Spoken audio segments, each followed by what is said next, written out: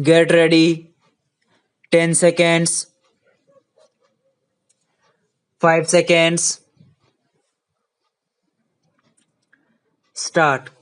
Sir, as honorable members are well aware, the production of coffee is of great importance not only to the coffee consumers but also to the national interest of the country. It is a fact that not only the internal consumption of coffee has increased, but also Indian coffee is loved for its quality in outside countries. Though it is not an export commodity bringing in foreign exchange in very large dimensions, it does bring in a fairly good income to the growers, and it is in our interest to develop the coffee industry.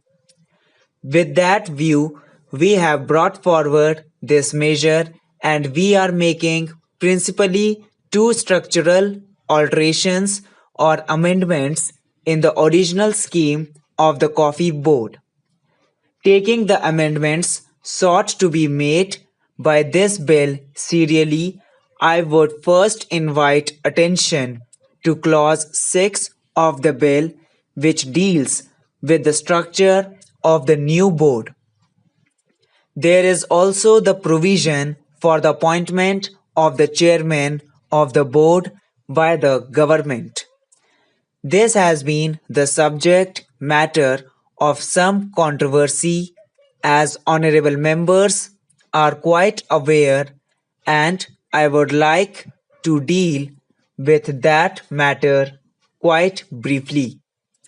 I shall also be happy to give my reactions to such observations as may be made during the course of the debate. It has been considered in certain quarters that government in introducing this amendment is trying to do something unjust to the growers. Firstly, the original act contained a provision for the election of the growers' organizations by panels. That was the understanding underlying the amending bill. This is one sore point, and I might start with that observation from now. Really speaking, government could have absolutely no interest in affecting the growers adversely. We cannot kill the goose that lays the golden egg. If we kill the industry, no one could hope to have a development in this industry. No doubt sometimes things happened in the past and they made government come to the conclusion that the coffee board at that time did not do all in its power to see to it that the prices were under control. We have to strike a sort of golden mean. It is not that only the growers' interests are supreme, but I am quite sure that whereas the growers' interests have to be important, the interests of the consumers have also to be taken into account.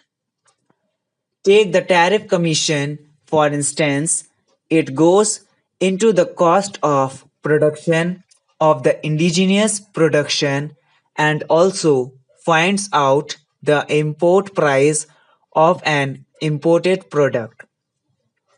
If the import value of an imported article is rupees 30 and the cost of production of a local article is rupees 20, the commission tries to cover the gap of rupees 10 and add a little more so that the indigenous product may not work with an initial disadvantage the important product. That is why they do.